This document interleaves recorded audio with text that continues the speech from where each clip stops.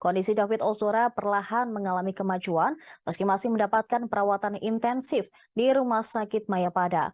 Sang ayah, Jonathan Latumahina, bersumpah tidak akan mengampuni penganiayaan anaknya, yaitu Mario Dandi Satrio dan kawan-kawan yang telah menyebabkan David Ozora harus dirawat di rumah sakit.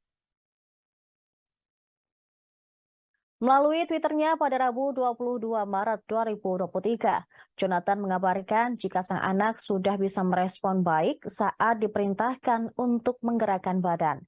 Namun untuk kasus Mario Dandi Satrio yang sudah membuat David Ozora babak belur hingga mengalami koma tetap harus diteruskan.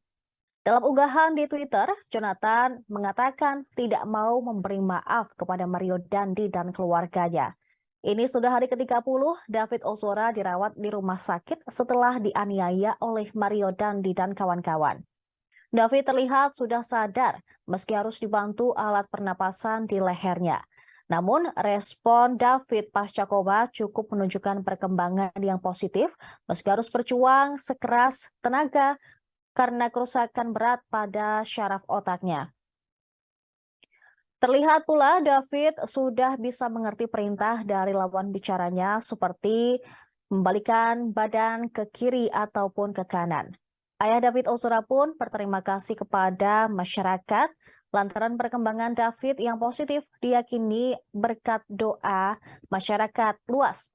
Diketahui sebelumnya perkembangan kognitif David Ozora sempat diprediksi bakal sulit berkembang usai syaraf di kepalanya rusak karena diinjak oleh anak mantan pegawai pajak yaitu Mario Dandi.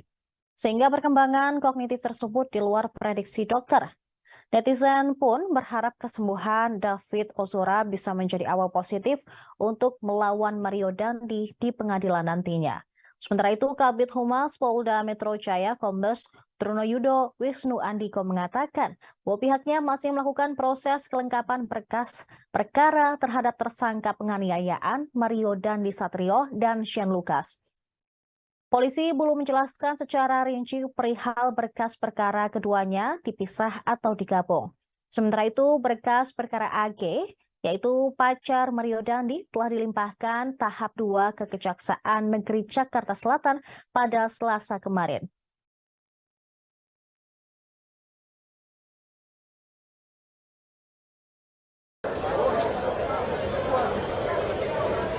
Oke, siap.